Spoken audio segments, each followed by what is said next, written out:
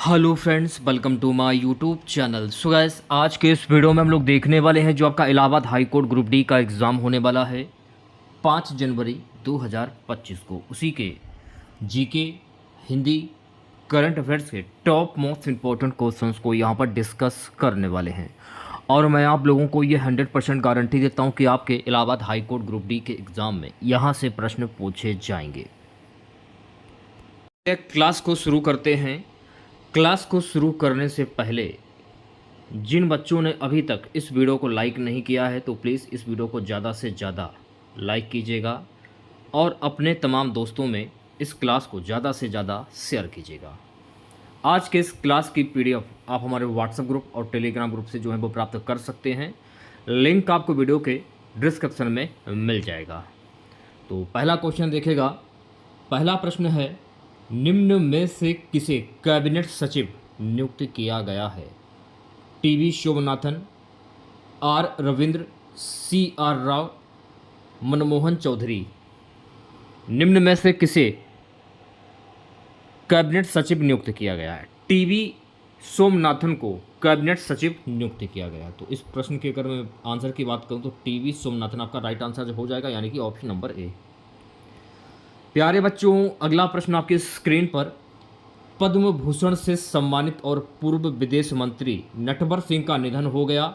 इनका संबंध किस राज्य से था? मध्य प्रदेश, राजस्थान, उत्तर प्रदेश या बिहार?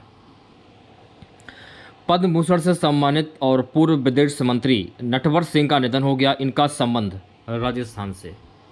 तो इस प्रश्न का जो राइट आंसर जाएगा मेरे प्यारे बच्चों, ऑप्शन नंबर वी के साथ में। तीसरा प्रश्न, पॉल कगामे ने किस देश के राष्ट्रपति के रूप में शपथ ग्रहण की है? केन्या, रवांडा, दक्षिण अफ्रीका, पोलैंड। पॉल कगामे ने रवांडा देश के राष्ट्रपति के रूप में शपथ ली है। तो इस प्रश्न का राइट आंसर जाएगा ऑप्शन नंबर वी के साथ में।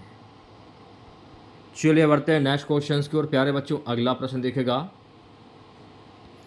चौथा प्रश्न है, लोकानो फिल्म फेस्टिवल में पुरस्कार से सम्मानित होने वाले पार्डो अला करियरा लोकानो पर्यटन पहले भारतीय कौन है? सलमान खान, अमिताभ बच्चन, धर्मेंद्र देओल, शाहरुख खान। आंसर आपका जाएगा ऑप्शन नंबर डी के साथ में, शाहरुख खान। इस प्रश्न का राइट आंसर हो जाएगा या ऑप्शन नंबर डी। चलिए बढ़ते हैं नेक्स्ट क्वेश्चंस की ओर। प्यारे बच्चों, अगला प्रश्न देखिएगा। देखिए, सारी पीडीएफ बिल्कुल मैं आपको निःशुल्क में दे रहा हूं। अगर कोई बंदा आपको लगभग 3 से 4 हज़ार प्रश्नों की पीडीएफ देता है तो वो आपसे 300 रुपये से 350 रुपये तक आपसे वसूल करता है, तब जाकर आपको पीडीएफ देता है। लेकिन मैं आपको सारी क्लासेस की निःशुल्क पीडीएफ दे रहा हूँ। लगभग मैंने आप लोगों को 4000 से ऊपर प्रश्न में जो है मैंने आप लोगों को कवर करा दिए हैं, और उसकी पीडीएफ भी मैंने आप लोगों को बिल्कुल फ्री में दी है। एक पैसा मैंने आप लोगों से नहीं लिया, सिर्फ मैं आपसे लोगों से एक लाइक की उम्मीद कर रहा हूँ। यार क्या करो, वीडियो को लाइक कीजिए और हमें सपोर्ट कीजिए ज़्यादा से ज़्यादा। पांचवा प्रश्न देखिएगा सभी बच्चे। 10 अगस्त 2024 को तिमोर लेस्ते के सर्वोच्च नागरिक सम्मान ग्रैंड कॉलर ऑफ ऑर्डर से किस भारतीय को सम्मानित किया गया है? प्रधानमंत्री नरेंद्र मोदी, विदेश मंत्री एस जयशंकर, गृह मंत्री अमित शाह, राष्ट्रपति द्रौपदी मुर्मू। गृह मंत्री अमित शाह को सम्मानित किया गया है। तो इस प्रश्न का जो राइट आंसर जाएगा मेरे प्यारे बच्चों, ऑप्शन नंबर सी के साथ में। छठा क्वेश्चन देखेगा। छठा प्रश्न क्या है कि पेरिस ओलंपिक 2024 में अमन सहरावत ने कितने किलोग्राम भार वर्ग में कांस्य पदक जीता? 77 केजी, 67 केजी, 57 केजी या 50 केजी? पेरिस ओलंपिक 2024 में अमन सहरावत ने 57 केजी किलोग्राम भार वर्ग में कांस्य पदक जो है वो अपने नाम किया है। तो इस प्रश्न का जो राइट आंसर जाएगा मेरे प्यारे बच्चों, इस प्रश्न का राइट आंसर जाएगा ऑप्शन नंबर सी के साथ में। सातवें क्वेश्चंस की बात करेंगे प्यारे बच्चों। सातवां प्रश्न है, भारत और किस देश की सेना के मध्य संयुक्त सैन्य अभ्यास मित्र शक्ति 2024 का आयोजन किया जा रहा है? बांग्लादेश, श्रीलंका, इंडोनेशिया या नेपाल? देखिए, भारत और श्रीलंका, इन दोनों देशों की सेना के मध्य संयुक्त सैन्य अभ्यास मित्र शक्ति 2024 का आयोजन किया जा रहा है। तो राइट आंसर की अगर मैं बात करूं तो प्यारे बच्चों, इस प्रश्न का जो राइट आंसर जाएगा ऑप्शन नंबर वी के साथ में। चलिए बढ़ते हैं नेक्स्ट क्वेश्चन की ओर। 8वां प्रश्न देखेगा, देश का पहला 24 घंटे चलने वाला अनाज एटीएम, देश का पहला 24 घंटे चलने वाला अनाज एटीएम किस स्थान पर खोला गया है? भुवनेश्वर, पुणे, वाराणसी या कानपुर? देश का पहला 24 घंटे चलने वाला अनाज का जो एटीएम जो है ना, ये खोला गया है भुवनेश्वर में। तो राइट आंसर की अगर मैं बात करूं तो प्यारे बच्चों, इस प्रश्न का जो राइट आंसर जाएगा ऑप्शन नंबर ए के साथ में। 9वां क्वेश्चन देखेगा, भारतीयता के प्रति हीन भावना का कारण क्या है? पुरातन संस्कारी संस्कृतमय जीवन, लॉर्ड मैकाले की शिक्षा पद्धति, प्राचीन गुरुकुल की शिक्षा पद्धति और वर्तमान वैज्ञानिक शिक्षा पद्धति। भारतीयता के प्रति हीन भावना का कारण क्या है? लॉर्ड मैकाले की शिक्षा पद्धति। तो राइट आंसर की अगर मैं बात करूं तो प्यारे बच्चों, इस प्रश्न का जो राइट आंसर जाएगा ऑप्शन नंबर वी के साथ में। 10वां प्रश्न, अप्रगतिशील रूप में मजाक उड़ाया जाता है जो पाश्चात्य संस्कृति को हृदय से अपनाता है। बी है सत्संग में अधिक समय नहीं बिताता है, सी है धार्मिक वातावरण में जीवन बिताता है, डी है भारतीय संस्कृति में जीवन बिताता है। अप्रगतिशील रूप में मजाक उड़ाया जाता है तो भारतीय संस्कृति में जीवन बिताता है। तो इस प्रश्न का जो राइट आंसर जाएगा मेरे प्यारे बच्चों ऑप्शन नंबर डी के साथ में। चलिए बढ़ते हैं नेक्स्ट क्वेश्चन की ओर। अगला क्वेश्चन देखेगा सभी बच्चे। प्यारे बच्चों, अगला प्रश्न, उन्नत राष्ट्र के लिए विकास का प्रथम सोपान है भ्रष्टाचार के प्रति निषेधात्मक वातावरण, बी है जनता में सांप्रदायिकता सद्भाव, सी है राजनीति के कुशल दांवपेच, डी है चरित्र निर्माण के लिए शैक्षिक वातावरण। देखिए, ऐसे काम नहीं चलेगा। जो भी प्रश्न मैं आप लोगों के लिए ला रहा हूँ बिल्कुल सिलेक्टेड क्वेश्चन हैं एग्जाम के लेवल के। हो सके आप लोग कोशिश कीजिए कि इन सभी प्रश्नों के जो जवाब हैं आप कमेंट करके बताइएगा। लेकिन अभी तक लगभग मैं 90+ क्लासेज जो मैं आप लोगों को दे चुका हूं Allahabad high court group D परीक्षा के लिए, लेकिन अभी तक आप लोग को इन सभी प्रश्नों के जवाब जो है कमेंट बॉक्स में नहीं देते हैं। तो लास्ट टाइम बचा है तो प्रैक्टिस थोड़ी सी कर लीजिए। मर्जी आपकी है, इच्छा आपकी है, आप अगर देना चाहें तो दे सकते हैं, आगे आपकी मर्जी है। उन्नत राष्ट्र के लिए विकास का प्रथम सोपान है भ्रष्टाचार के प्रति निषेधात्मक वातावरण। तो इस प्रश्न का जो राइट आंसर जाएगा मेरे प्यारे बच्चों ऑप्शन नंबर ए के साथ में। ठीक है, चलिए बढ़ते हैं नेक्स्ट क्वेश्चन की ओर। अगला क्वेश्चन दिखेगा प्यारे बच्चों, अगला प्रश्न है 12वां कि जनतंत्र के लिए लाभकारी हो सकते हैं निष्ठावान श्रमिक, धनवान व्यक्ति, उत्तम चरित्रवान व्यक्ति, शक्तिशाली सिपाही। जनतंत्र के लिए लाभकारी हो सकते हैं उत्तम चरित्रवान व्यक्ति। तो राइट आंसर की अगर मैं बात करूं तो प्यारे बच्चों, इस प्रश्न का जो राइट आंसर जाएगा ऑप्शन नंबर सी के साथ में। ठीक है, नेक्स्ट क्वेश्चन देखेगा 13वां प्रश्न हमारा है गाइस कि चरित्र निर्माण की परम आवश्यकता है समाजोपयोगी कार्यों के लिए, राष्ट्र के सर्वांगीण विकास के लिए, राष्ट्र की योजनाओं के संचालन के लिए, डी है मानव मात्र के कल्याण के लिए। चरित्र निर्माण की परम आवश्यकता है, तो चरित्र निर्माण के लिए परम आवश्यकता है राष्ट्र के सर्वांगीण विकास के लिए। तो इस प्रश्न का जो राइट आंसर जाएगा मेरे प्यारे बच्चों ऑप्शन नंबर वी के साथ में। नेक्स्ट क्वेश्चन देखिएगा सभी बच्चे। अगला प्रश्न है, दो व्यंजन जब एक साथ मिलते हैं तो क्या कहलाते हैं? संयुक्त व्यंजन, अल्पप्राण, अंतस्थ या महाप्राण। जब दो व्यंजन जब एक साथ मिलते हैं तो वो क्या कहलाते हैं? तो गाइस वो कहलाते हैं संयुक्त व्यंजन। तो इस प्रश्न का जो राइट आंसर जाएगा ऑप्शन नंबर ए के साथ में। अगर मैं संयुक्त व्यंजन की बात करूं तो संयुक्त व्यंजन कौन कौन से होते हैं?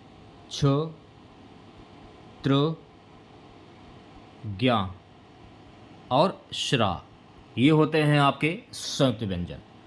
अगर मैं अल्पप्राण व्यंजन की बात करूं, ऐसे व्यंजन जिनको बोलने में कम समय लगता है और बोलते समय मुख से कम वायु निकलती है, उन्हें अल्पप्राण व्यंजन कहते हैं। और इनकी संख्या कितनी होती है? इनकी कुल संख्या होती है कुल 20। ये आपको ध्यान रखना है। जैसे कि का, गा, डा, चा, जा, या, टा, डा, डा, डा, ता, दा, ना, पा, बा, मा, यारा, लाबा, ये होते हैं अल्पप्राण व्यंजन। एक होते हैं महाप्राण। तो महाप्राण की अगर मैं बात करूं तो महाप्राण व्यंजन ऐसे व्यंजन जिनको बोलने में अधिक प्रयत्न करना पड़ता है और बोलते समय मुख से अधिक वायु निकलती है, उन्हें महाप्राण व्यंजन कहते हैं। और इनकी संख्या कितनी होती है? तो मेरे प्यारे साथियों, इनकी जो संख्या होती है कुल 15 होती है। जैसे कि खा, घा, जा, झा, टा, ढाढक्कन, था, धा, फा, भा, ड़ा, शा, षटकोण और शा, ये होते हैं महाप्राण व्यंजन। अंतस्थ व्यंजन की अगर मैं बात करूँ तो अंतस्थ व्यंजन कौन से होते हैं? या, व, र और ला, ये होते हैं अंतस्थ व्यंजन। तो ये सारे पॉइंट आपको ध्यान में रखने हैं। प्यारे बच्चों, अगला प्रश्न देखेगा, हिंदी वर्णमाला में अंग और आहा ये क्या है? स्वर, व्यंजन, अयोगवा या संयुक्त?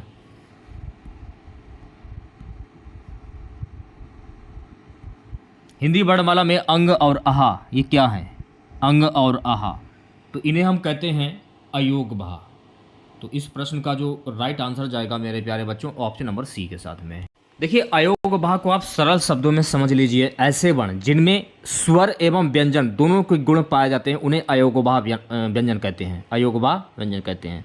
ठीक है, और इनकी जो संख्या होती है, इनकी संख्या कुल 2 होती है, जैसे कि अंग और आहा, ये आपको ध्यान में रखना है। ठीक है, नेक्स्ट क्वेश्चन देखिएगा सभी बच्चे।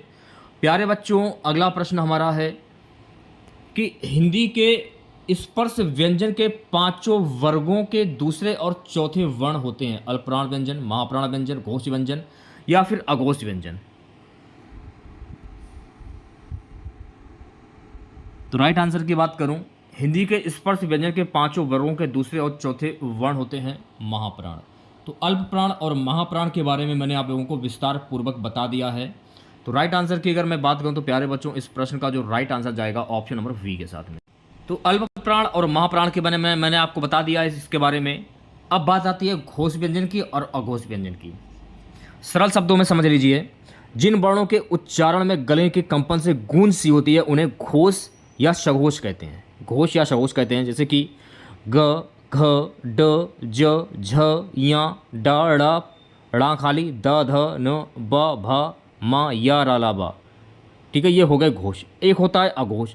तो जिन वर्णों के उच्चारण में, अघोष की मैं बात कर रहा हूँ, अघोष व्यंजन की, जिन वर्णों के उच्चारण में गले में कंपन नहीं होता, जैसे कि गले में अगर कंपन होता है तो अब वो घोष होते हैं, और गले में कंपन नहीं होता है वो उन्हें अघोष कहते हैं। जैसे का, खा, चा, छ, टा, ठ, ता, थ, पा और फा, ये होते हैं अघोष। ये आपको ध्यान में रखना है। ठीक है, चलिए बढ़ते हैं नेक्स्ट क्वेश्चन के। प्यारे बच्चों, अगला प्रश्न देखेगा, निस्साहे में प्रयुक्त उपसर्ग क्या होगा? तो मैंने आपको क्या बताया कि स्टार्टिंग का जो शब्द होता है वो आपका उपसर्ग होता है, और लास्ट वाला जो शब्द होता है वो प्रत्यय होता है।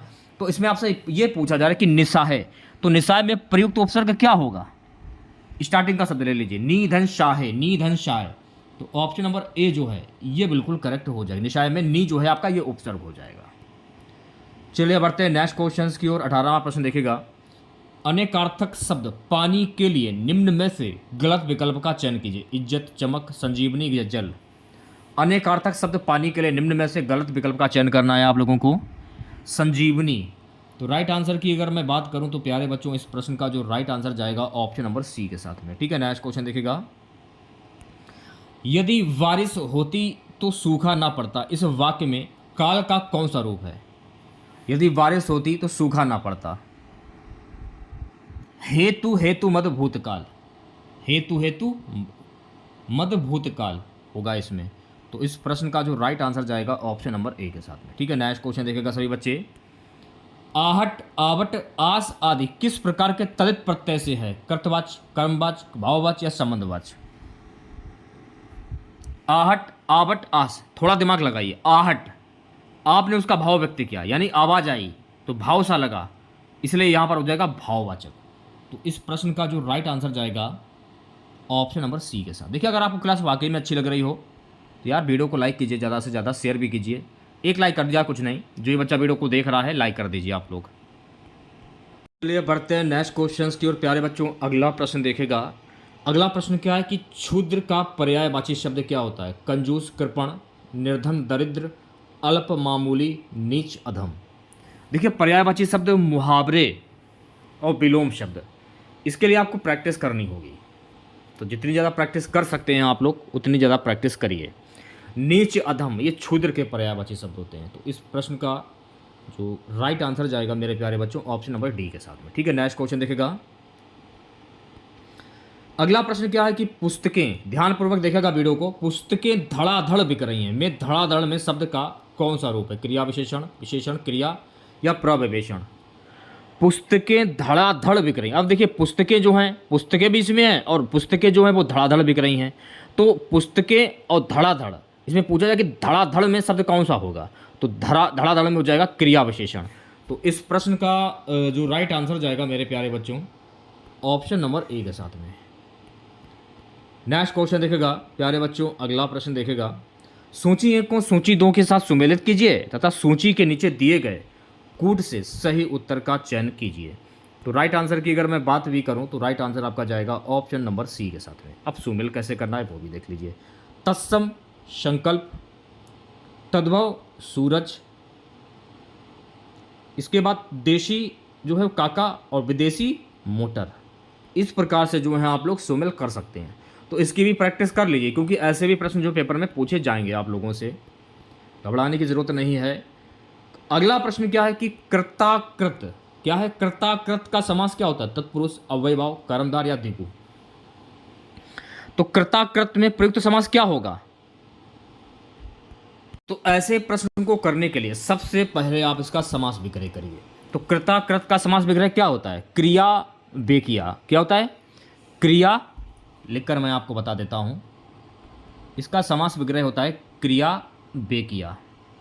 तो आपसे क्या पूछा जा रहा है कि इसमें समास विग्रह का क्या होगा? तो इसमें समास का समास हो जाएगा इसमें कर्मधार समास। तो राइट आंसर जाएगा ऑप्शन नंबर सी के साथ में।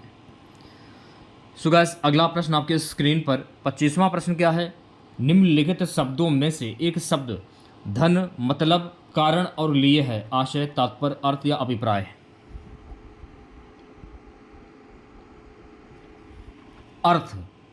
अर्थ जो है ना, धन, मतलब, कारण और लिए के लिए है। तो इस प्रश्न का जो राइट आंसर जाएगा ऑप्शन नंबर सी के साथ में। 26वें क्वेश्चन की हम बात करेंगे प्यारे बच्चों। 26वां प्रश्न है, निम्नलिखित वाक्यों में से अशुद्ध वाक्य की पहचान करनी है आपको। यहां पर वे सब प्रकार के दोषों से विहीन है, तो सही हो जाएगा। वे सब दोषों से हीन है, ये भी सही हो जाएगा। वे सब प्रकार के दोषों से मुक्त हैं, तो ये गलत हो जाएगा। तो राइट आंसर की अगर मैं बात करूं तो प्यारे बच्चों इस प्रश्न का जो राइट आंसर जाएगा ऑप्शन नंबर सी के साथ में। 27वां प्रश्न क्या है? अकल का दुश्मन मुहावरे का अर्थ क्या होता है? मित्र, महापंडित, महामूर्ख या शत्रु। अकल का दुश्मन, लोग नहीं कहते कि क्या अकल तुम्हारी क्या घास चरने के लिए गई है। अकल का दुश्मन यानी कि महापंडित। तो इस प्रश्न का नहीं, गलत। अकल का दुश्मन इसका मुहावरा पूछा जा रहा है। तो अकल का दुश्मन यानी कि महामूर्ख। तो इस प्रश्न का जो राइट आंसर जाएगा मेरे प्यारे बच्चों ऑप्शन नंबर सी के साथ में। चलिए बढ़ते हैं नेक्स्ट क्वेश्चंस की ओर। अगला प्रश्न क्या है? आंख का अंधा नाम नयन सुख, लोक तृतीय का क्या अर्थ होता है? गुण के विरुद्ध नाम का होना, आंख का रोशनी जाना, नामकरण करना, संतुष्ट होना। आंख का अंधा नाम नयन सुख, इसे आप मुहावरा भी कह सकते हैं, लोक तृतीय भी कह सकते हैं और अर्थ भी कह सकते हैं। अगर एग्जाम में लोक तृतीय पूछी जाए या मुहावरा पूछा जाए, आपको कंफ्यूज नहीं होना है। बहुत सारे ऐसे बच्चे जो कंफ्यूज हो जाते हैं। तो आंख का अंधा नाम नयन सुख, इसका मुहावरा होता है गुण के विरुद्ध नाम का होना, यानी इसकी लोक तृतीय भी कह सकते हैं आप लोग। तो राइट आंसर की बात करूं तो राइट आंसर जाएगा ऑप्शन नंबर ए के साथ में। प्यारे बच्चों अगला प्रश्न देखेगा 29वां। गाय कौन सी संज्ञा है? व्यक्तिवाचक, जातिवाचक, भाववाचक या द्रव्यवाचक। तो गाय कौन सी संज्ञा होती है? तो मेरे प्यारे बच्चों गाय जो है ना, ये एक जातिवाचक संज्ञा होती है। तो इस प्रश्न का जो राइट आंसर जाएगा ऑप्शन नंबर वी के साथ में। अगला प्रश्न क्या है कि अब पढ़कर क्या होगा? वाक्य में कौन सी क्रिया है? पूर्वकालिक क्रिया, द्विकर्मक क्रिया, प्रणार्थक क्रिया, संयुक्त क्रिया। अब पढ़कर क्या होगा, तो इसमें कौन सी क्रिया हो जाएगी? पूर्वकालिक। अब पढ़कर क्या होगा, क्योंकि एज आपकी हो चुकी है, एज आपकी इतनी हो चुकी है, शादी लायक एज हो गई है। अब पढ़कर क्या होगा, यानी जो बीत चुका है उसको क्या कहते हैं? उसे कहते हैं पूर्वकालिक क्रिया। तो मेरा कहने का मतलब यह है कि कुछ प्रश्न ऐसे होते हैं जिसमें ना कोई नियम का प्रयोग होता है ना परिभाषा का प्रयोग होता है। आपको थोड़ा सा दिमाग लगाना होता है, आंसर निकल आता है। जैसे कि अब पढ़कर क्या होगा, एज निकल चुकी है, शादी लायक की उम्र हो गई है, अब पढ़कर क्या करोगे, यानी कि ये पूर्व की बात हो गई। तो ये हो जाएगा पूर्वकालिक क्रिया। तो राइट आंसर की बात करूँ, राइट आंसर जाएगा ऑप्शन नंबर ए के साथ में। बढ़ते हैं नेक्स्ट क्वेश्चन की और अगला क्वेश्चन देखेगा 31वां प्रश्न। निम्नलिखित में से कौन सा शब्द शुद्ध है? देखिए यहाँ पर आपको शुद्ध शब्द की पहचान करनी है। तो शुद्ध शब्द की अगर मैं बात करूँ तो भीष्म कैसे लिखा जाता है, देखिए भीष्म को लिखने का जो तरीका है ना वो ये रहा। तो राइट आंसर जाएगा ऑप्शन नंबर सी के साथ में। सो गाइस अगला प्रश्न आपके स्क्रीन पर, पानी ना बरसता तो धान सूख जाता, किस प्रकार का वाक्य है? आज्ञावाचक, संकेतवाचक, संदेहवाचक या इच्छावाचक? अब जैसे कि पानी ना बरसता तो आप संकेत दे रहे हो ना, तो धान सूख जाता, इसलिए मैंने पहले बता दिया कि पानी जो है खेत में लगा दो ताकि धान ना सूखे, क्योंकि पानी ना बरसा तो क्या होता, तो आप लोगों को संकेत दे रहे हो कि खेत में पानी को लगा लो ताकि फसल जो है वो ना सूखे।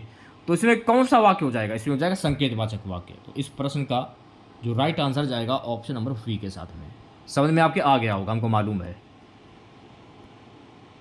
33वां प्रश्न आपके स्क्रीन पर, निम्नलिखित में से विलोम की दृष्टि से सही युग्म है? ये होगा या फिर ये होगा? असुवेया। तो राइट आंसर की अगर मैं बात करूं तो प्यारे बच्चों इस प्रश्न का जो राइट आंसर जाएगा ऑप्शन नंबर सी के साथ में। 34वां प्रश्न है, चर्चा में रहे भारतीय खिलाड़ी प्रमोद भगत का संबंध किस खेल से है? टेनिस, बैडमिंटन, क्रिकेट या हॉकी? चर्चा में रहे भारतीय खिलाड़ी प्रमोद भगत का संबंध बैडमिंटन से होगा। तो इस प्रश्न का जो राइट आंसर जाएगा मेरे प्यारे बच्चों ऑप्शन नंबर वी के साथ में। DRDO ने 13 अगस्त को man portable anti missile MP-80GM का परीक्षण कहां पर किया है? पोखरण, चांदीपुर, लखनऊ या पटना? तो इसका जो परीक्षण जो है ना इन्होंने पोखरण में किया है। तो इस प्रश्न का जो राइट आंसर जाएगा ऑप्शन नंबर ए के साथ में। 36वां क्वेश्चन देखिएगा, वक्त विधेयक संशोधन की जांच के लिए संसद की संयुक्त समिति का अध्यक्ष किसे बनाया गया है? जगदम्बिका पाल, JP नड्डा, अमित शाह, भूपेंद्र यादव? वक्त विधेयक संशोधन की जांच के लिए संसद की संयुक्त समिति का अध्यक्ष अमित शाह को बनाया गया है। तो राइट आंसर की अगर मैं बात करूं तो प्यारे बच्चों इस प्रश्न का जो राइट आंसर जाएगा ऑप्शन नंबर सी के साथ में। 37वां प्रश्न, निम्नलिखित में से किसे भारत में स्थानीय स्वायत्त शासन का जनक माना जाता है? Lord Dalhousie, lord Canning, lord Curzon, lord Ripon? स्थानीय स्वायत्त शासन का जनक किसे माना जाता है? लॉर्ड रिपन को माना जाता है। तो राइट आंसर की अगर मैं बात करूं तो प्यारे बच्चों इस प्रश्न का जो राइट आंसर जाएगा ऑप्शन नंबर डी के साथ में। सो गाइस 38वां प्रश्न देखेगा। 38वां प्रश्न है, निम्नलिखित में से कौन सा एक अल्पाइन देश है? पोलैंड, इटली, स्पेन या यूनान? कौन सा एक अल्पाइन देश है? इटली जो है ना गाइस ये एक अल्पाइन देश है। तो इस प्रश्न का जो राइट आंसर जाएगा ऑप्शन नंबर वी के साथ में। 39वां प्रश्न देखेगा सभी बच्चे। 39वां प्रश्न क्या है? प्रसिद्ध भारतीय तबला वादक का नाम बताइए जिनका जन्म उत्तर प्रदेश के वाराणसी में कबीर चौरा में हुआ तथा जो बनारस घराने से भी संबंधित थे। अल्लाह रखा, अहमद जान थिरकबा, शिव कुमार शर्मा, पंडित किशन महाराज? पंडित किशन महाराज। तो इस प्रश्न का जो राइट आंसर जाएगा ऑप्शन नंबर डी के साथ में। 40वां प्रश्न देखिएगा सभी बच्चे, प्यारे बच्चों। 40वां प्रश्न हमारा है कि उत्तर प्रदेश के उस लोक संगीत का नाम बताइए जो मानसून के महीनों में गाया जाता है और जो विरह के भाव को दर्शाता है। चैती, गिद्दा, कजरी या हरवा? कजरी। कजरी इस प्रश्न का राइट आंसर हो जाएगा, यानी कि ऑप्शन नंबर सी। चलिए बढ़ते हैं नेक्स्ट क्वेश्चन की ओर। 41वां क्वेश्चन देखिएगा। कुशीनगर बौद्ध लोगों का एक लोकप्रिय पर्यटन स्थल है। हिरन का उद्यान, मूलगंध कुटी विहार, तिब्बती मंदिर, रामभर स्तूप? कुशीनगर बौद्ध लोगों का एक लोकप्रिय पर्यटन स्थल कौन सा है? रामभर स्तूप। तो इस प्रश्न का जो राइट आंसर जाएगा ऑप्शन नंबर डी के साथ में। अगला क्वेश्चन देखिएगा। अगला प्रश्न है, भारत की स्थल सीमा की लंबाई कितनी है? तो मेरे प्यारे बच्चों भारत की स्थल सीमा की लंबाई है 15,200 किलोमीटर। तो इस प्रश्न का जो राइट आंसर जाएगा ऑप्शन नंबर डी के साथ में। चलिए बढ़ते हैं नेक्स्ट क्वेश्चन की ओर। अगला क्वेश्चन देखेगा सभी बच्चे, प्यारे बच्चों। अगला प्रश्न है, निम्नलिखित में से कौन सी नदी थार रेगिस्तान से होकर बहती है? लूनी, नर्मदा, मूठा या गिरना? कौन सी नदी थार रेगिस्तान से होकर बहती है? इस नदी का नाम है लूनी नदी, जो कि थार रेगिस्तान से होकर बहती है। तो इस प्रश्न का जो राइट आंसर जाएगा ऑप्शन नंबर ए के साथ में। 44वां प्रश्न, मनुष्यों में अग्र चर्वणक दांतों का चर्वणक दांतों के साथ अनुपात कितना? 1:2, 2:3, 2:1 या 3:2? 2:3। तो इस प्रश्न का जो राइट आंसर जाएगा ऑप्शन नंबर वी के साथ में। चलिए बढ़ते हैं नेक्स्ट क्वेश्चन की और अगला क्वेश्चन देखेगा सभी बच्चे। 45वां प्रश्न क्या है? निम्नलिखित में से कौन सा पदार्थ एक ना चिपकने वाले बर्तन की सतह पर लेपित किया जाता है? नायलॉन, बैकेलाइट, पॉलीविनाइल क्लोराइड या टेफ्लॉन? कौन सा पदार्थ एक ना चिपकने वाले बर्तन की सतह पर लेपित किया जाता है? टेफ्लॉन। तो इस प्रश्न का जो राइट आंसर जाएगा मेरे प्यारे बच्चों ऑप्शन नंबर डी के साथ में। 46वां प्रश्न देखेगा, रक्त में श्वेत रक्त कोशिकाओं की सामान्य संख्या 1000 mm है। रक्त में श्वेत रक्त कोशिकाओं की सामान्य संख्या 4.5 से 10 mm है। तो इस प्रश्न का जो राइट आंसर जाएगा ऑप्शन नंबर वी के साथ में। चलिए बढ़ते हैं नेक्स्ट क्वेश्चंस की ओर प्यारे बच्चों। अगला प्रश्न देखिएगा, भारत के केंद्रीय मंत्रिमंडल में अधिकतम कितने मंत्री हो सकते हैं? लोकसभा की कुल संख्या का 15%, लोकसभा की कुल संख्या का 10%, लोकसभा की कुल संख्या का 5% या फिर लोकसभा की कुल संख्या का 20%? भारत के केंद्रीय मंत्रिमंडल में अधिकतम कितने मंत्री हो सकते हैं? लोकसभा की कुल संख्या का 15%। तो इस प्रश्न का जो राइट आंसर जाएगा ऑप्शन नंबर ए के साथ में। ठीक है, चलिए बढ़ते हैं नेक्स्ट क्वेश्चंस की ओर। 48वां प्रश्न है कि श्री शैलम बांध किस नदी पर बनाया गया है? गोदावरी, कृष्णा, तुंगभद्रा या मेन्नार? श्री शैलम बांध किस नदी पर बनाया गया है? तो मेरे प्यारे साथियों, श्री शैलम बांध जो है ना, ये कृष्णा नदी पर बनाया गया है। तो इस प्रश्न का जो राइट आंसर जाएगा ऑप्शन नंबर वी के साथ में। 49वां प्रश्न, पाल वंश का पहला शासक कौन था? देवपाल, रामपाल, गोपाल या महिपाल? तो पाल वंश का पहला शासक कौन? तो पाल वंश का पहला शासक था मेरे प्यारे साथियों गोपाल। तो राइट आंसर की अगर मैं बात करूं तो राइट आंसर जाएगा ऑप्शन नंबर सी के साथ में। नेक्स्ट क्वेश्चन देखेगा, भारत सरकार के न्यूनतम समर्थन मूल्य के अंतर्गत कितनी फसलें शामिल की जाती हैं? 20, 22, 24 या 18? भारत सरकार के न्यूनतम समर्थन मूल्य के अंतर्गत कुल 24 फसलें शामिल की जाती हैं। तो इस प्रश्न का जो राइट आंसर जाएगा ऑप्शन नंबर सी के साथ में। अगला क्वेश्चन देखेगा, मधुबनी कला ये कहाँ का प्रसिद्ध है? तंजौर, मिथिला, हैदराबाद, भुवनेश्वर? मधुबनी कला जो है ना, ये मिथिला का प्रसिद्ध है। तो इस प्रश्न का जो राइट आंसर जाएगा ऑप्शन नंबर वी के साथ में। अगला क्वेश्चन देखेगा, पैठन जल विद्युत परियोजना किस राज्य में स्थित है? तमिलनाडु, गुजरात, आंध्र प्रदेश या महाराष्ट्र? पैठन जल विद्युत परियोजना जो है ना गाइस, ये महाराष्ट्र में स्थित है। तो इस प्रश्न का जो राइट आंसर जाएगा ऑप्शन नंबर डी के साथ में। अगला क्वेश्चन आपके स्क्रीन पर, इनमें से कौन सा यूरोपीय देश है? बुल्गारिया, सूडान, बेनिन, घाना? बुल्गारिया जो है ना, ये एक यूरोपीय देश है। तो इस प्रश्न का जो राइट आंसर जाएगा ऑप्शन नंबर ए के साथ में। चलिए बढ़ते हैं नेक्स्ट क्वेश्चंस की और अगला क्वेश्चन देखेगा सभी बच्चे। 1998 में पोखरण में भारत द्वारा किए गए परमाणु परीक्षण का कोड क्या था? ऑपरेशन डेजर्ट स्टॉर्म, ऑपरेशन विजय, ऑपरेशन शक्ति, ऑपरेशन काबूम? 1998 में पोखरण में भारत द्वारा किए गए परमाणु परीक्षण का कोड था ऑपरेशन शक्ति। तो इस प्रश्न का जो राइट आंसर जाएगा ऑप्शन नंबर सी के साथ में। सो गाइस, अगला प्रश्न हमारा है कि केंद्रीय मंत्री डॉक्टर जितेंद्र सिंह ने किस मिशन के तहत अमृत ज्ञान कोष और फैकल्टी डेवलपमेंट पोर्टल लॉन्च किए हैं? मिशन कर्मयोगी, मिशन शिक्षक, मिशन भारत, मिशन विकसित? मिशन कर्मयोगी। तो इस प्रश्न का जो राइट आंसर जाएगा ऑप्शन नंबर ए के साथ में। चलिए बढ़ते हैं नेक्स्ट क्वेश्चंस की और अगला क्वेश्चन देखिएगा सभी बच्चे। भारत में हर घर तिरंगा अभियान कब से कब तक चलाया जा रहा है? 9 से 15 अगस्त, 8 से 15 अगस्त, 7 से 15 अगस्त, 10 से 15 अगस्त? तो भारत में हर घर तिरंगा अभियान जो है ना, 9 से 15 अगस्त तक चलाया जा रहा था। तो इस प्रश्न का जो राइट आंसर जाएगा ऑप्शन नंबर ए के साथ में। नेक्स्ट क्वेश्चन, संसार का सर्वाधिक सक्रिय ज्वालामुखी कौन सा है? कोटोपैक्सी, फ्यूजीयामा, किलायू या विसुवियास? संसार का सर्वाधिक सक्रिय जो ज्वालामुखी है वो है किलायू। तो इस प्रश्न का जो राइट आंसर जाएगा ऑप्शन नंबर सी के साथ में। आज की क्लास का लास्ट क्वेश्चन रहेगा मेरे प्यारे बच्चों। क्वेश्चन है कि पेरिस ओलंपिक 2024 की पदक तालिका में भारत का स्थान कौन सा रहा है? 63वां, 68वां, 71वां या 73वां?